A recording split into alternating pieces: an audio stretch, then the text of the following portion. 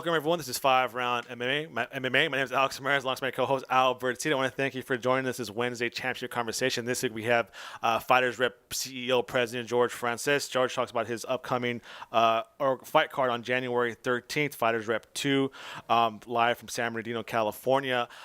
Fighters Rep Albert, up and coming promotion in the local you to don't the. know you don't know how excited I was when you let me know that we are gonna have this interview. I'm a big fan of seeing any level of MMA. The more MMA, the better. I know one of the frustrations we get is there's not that many shows in our area. So I thought it was awesome that we were able to find someone like George. Yeah, George goes in depth about talking about promoting the show, to actually turning down fighters because this fighters rep is only getting bigger in this local to the Southern California area. We kind of talk about San Diego and then San Bernardino and Los Angeles kind of get skipped over. It goes from San Diego to NorCal. Obviously, you have the Team Alliance and you have the Alpha Males up north. People kind of skip Los Angeles and San Bernardino as far as a hotbed of MMA. But there's fighters out of this area. There's fight fans in this area who want fights, who want MMA fights. And George talks about that, and he's giving fighters and fight fans what they want. So it's a great interview.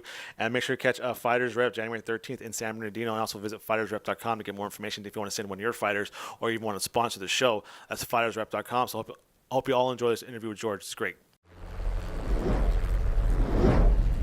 You are now listening to Afro Mighty Radio. Welcome, everyone, and thank you for joining us for this Wednesday conversation. On the phone, we have President, owner of Fighters Rep, George Francis. Francis, how's it going, man? It's going well. Thank you so much for having me, guys. So, Fighters Rep, you claim here, you say MMA League turning Cubs into Lions. Explain to us about that. Yeah, Cubs into Lions. I'm trying to create sort of a preparatory school. Sometimes I analogize it with the NCAA of professional MMA. That's kind of what I want to do for now. I want to not only give the kids a venue to compete, which is what a lot of amateur promotions are doing, but I also want to kind of train them on how to market themselves, how to be in front of a camera, how to sell themselves, how to cut promos. That's the kind of stuff that I think is sometimes it's more important than actually being able to fight, unfortunately, nowadays. But, I think if you can mix the two up, you'll be very successful. So that's what I'm trying to do for them, Yeah, so your next event is going to be January 13th at the Adrenaline Martial Arts Fitness in San Bernardino, California. Fighters Rep 2, Return of the King. Tell us about this card coming up. It's a really big card. We had our first show on September 30th, and we had about 9 matches. Only 7 were fights, and 2 of them were grappling matches because a couple guys didn't come through with their medicals. But we got a really positive response. People liked all their opportunities to kind of express themselves, which goes hand in hand with my whole desire to kind of put them in front of the camera and interview them and do all that kind of stuff. So for this card, we've got 17 fights matched, which is more than double the amount of fights I had at the first card. So, it's snowballing. I've got some incredible fighters on the card. I got a huge variety, an amazing variety of camps that's going to be working with us. I'm very excited about it. I know one major problem we've always seen in like other amateur organizations or bouts is the weight class. It has to vary so much because some of these fighters still figuring out what weight class they work best on. They don't even know how to properly weight cut. So, are you find that an issue, or how do you do your matchups as far as weight? So far that hasn't been a massive issue for me. It has been something that I've dealt with. But what I do is I try to tell guys, like, for example, this just came up yesterday. I'm actually really glad you brought it up. So it's very volatile, the amateur circuit, probably more so than the pro. People drop out, people get hurt, whatever it is, and you got to find a replacement. You know what I mean? So I had this one guy's name is, whatever. We'll just skip the name for now. But he wanted to fight. He wanted to fight at 160, and he's already walking around at 160. Good young fighter. I said, well, 160 is fine, And I found you an opponent, and he was, he's willing to fight you at 160, but it's not a weight class. So I kind of try to again, this goes hand in hand with what I'm trying to do to try to prepare them for the pros. 160 is not a weight class. 155 is a weight class. So Yeah. I tell them, look, we could do 160, but let's do 155. That way, you're already walking around at 160. You only have to cut 5 pounds from now until January 13th, which is like almost a month and a half or whatever it is. Go ahead and fight at 150. Would you be interested in fighting 155? I don't force people into it. I just kind of plant the seed and see what they say. And he's like, oh, you're right. The 160 is not a weight class. And I can't offer a championship belt if you're going to be fighting at a catch weight. You know what I mean? Yeah. Nobody's going to offer you a belt at a catch weight. So, I just try to give these guys like advice, helpful advice. And so far it's been good. I mean, and the kids have been really good, the ones that I've dealt with so far about cutting weight and stuff. I've got some new kids in camps, and we'll see how it goes. But honestly, guys, like everybody I'm dealing with is very professional right now. I got Team Oyama on board now. They've got guys in the UFC. I've got Coach Laurent from the Guild. He's sending me like 4 or 5 fighters. Wow. He fought for Bellator. He knows the deal. I've got Clever Jiu-Jitsu. It's just a bunch of very disciplined camps, and they're not giving me a hard time about it at all. I'm very lucky. Yeah, I think that's a great point you made too. Trying to educate the fighters, these young guys, and not a lot of promoters or promotions are going to be so willing to accommodate them. Like, hey, you either make this weight or you're not on the card. And the fact that you were able, okay, you know what? Yeah, I could work with you at 160. Should really tell fighters, like, hey, this the fighters rep is really the place to go. Especially like you said, if you want to learn how to become a professional fighter, because I'm sure a lot of these kids are fighters, right? But not all of them are professional fighters, because you said it goes hand in hand. You need the media, you need to be able to negotiate, you need to handle the business aspect, how to deal with people, because obviously the talents will show. The cream always rises the crop in the cage, no matter what. But like you said earlier, unfortunately now in the day and age, now in this media age, in the Conor McGregor era, you need to be able to sell yourself outside of the cage, and I think that's something a lot of fighters don't really think about, because they're so involved in training how just to get better inside the cage that they kind of neglect the training and nurture that needs to go outside of the cage. Absolutely. That's absolutely right. I mean, a lot of the fighters, they're living it's a different lifestyle to be a fighter than it is to be a promoter. It's totally different. And you kind of have to come to a middle ground. I entirely understand and respect the whole fight life, the fight code. They're cutting weight, they're working so hard, they're training so hard day in and day out, and they don't a promotion, especially the smaller regional promotions like myself. You can't really make it. I mean, it's very expensive. You pay the commission a ton of money. You have to pay a ton of money for insurance, and if you don't have kids that are willing to sell themselves and market themselves, it's just very hard to make it and keep the promotion going.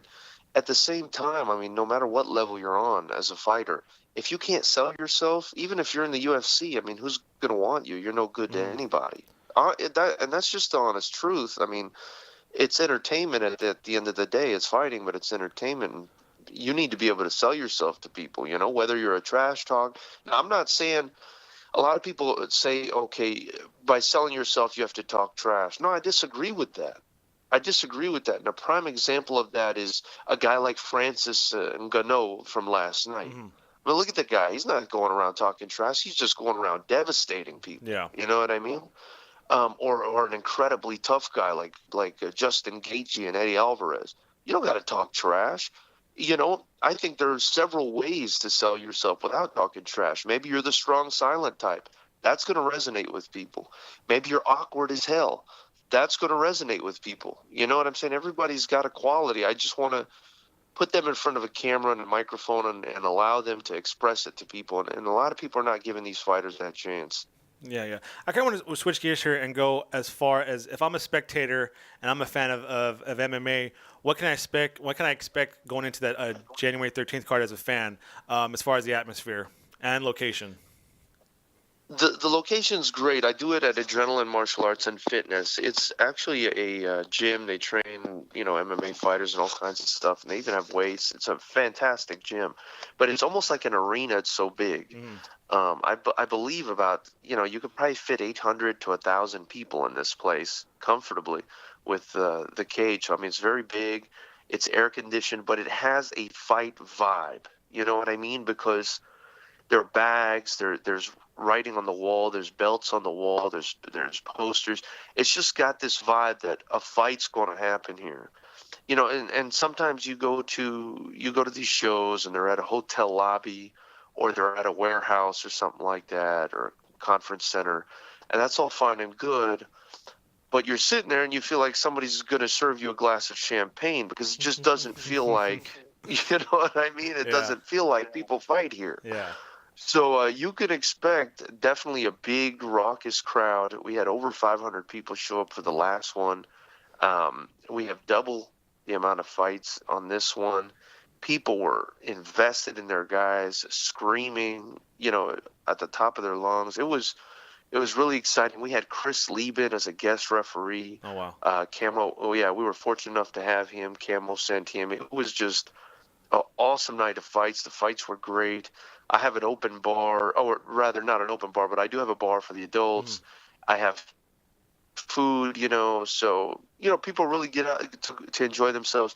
I even do like a small meet and greet afterwards. So I let people get to know the fighters. I let the fighters have, again, the opportunity to get to know people, make connections, and sell themselves, you know?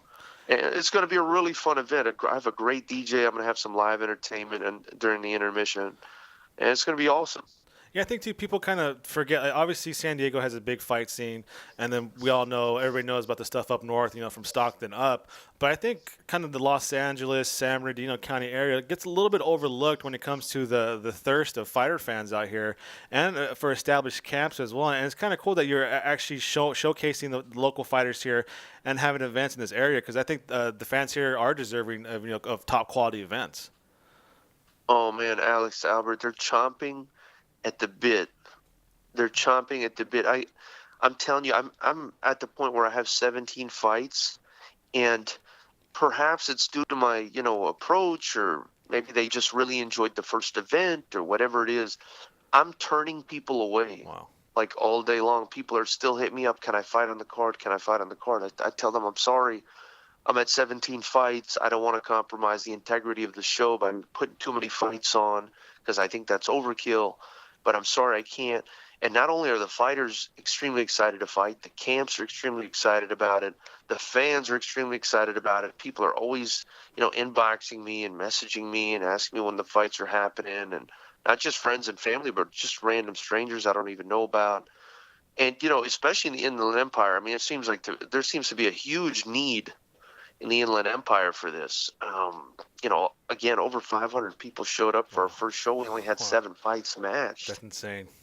You know, and I was just like, wow. You know, I was getting worried I was going to run out of seats. Yeah. So, and you know, we're also incorporating. I mean, we've got Dynamics MMA from Los Angeles. They're sending us a couple guys. You know, so it's not. I'm not by any means kind of narrowing myself down only to San Bernardino. Oh, yeah, of course. I'm including anybody from California. I mean, even people out of state would be welcome to fight if I needed them. You know what I mean? But it definitely is mostly, like you guys are saying, local guys, Inland Empire, Los Angeles, and, you know, maybe a couple people in the future from San Diego. I had a good camp from San Diego hit me up, interested in fighting. So, you know, I think it'll just continue to grow. Speaking about the events, this one's going to be the second one. What are, not to get too far in the future, but what are the plans as far as how many events you want to do in the calendar year? And also at the same time, you're promoting your lightweight champion in this coming up card. How are you going to work into those championship bouts in them?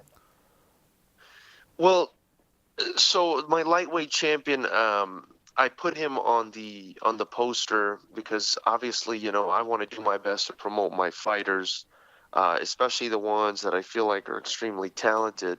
And I think he's a very talented kid. And I just wanted to, you know, show him my appreciation and excitement by putting him on the poster. He's actually not going to be defending his title at this next show, unfortunately, because he broke some ribs in training. Oh, wow. Yeah, it's Khalid Benjamin from Clever Jiu-Jitsu, very tough kid. However, I will have 2 other title bouts. And to answer the first question, I'd like to do maybe a show every 2 to 2.5 months. I'm thinking 2.5 months gives it a little bit of a rest for me, you know what I mean, Yeah. and kind of allows us to build a little anticipation. Mm.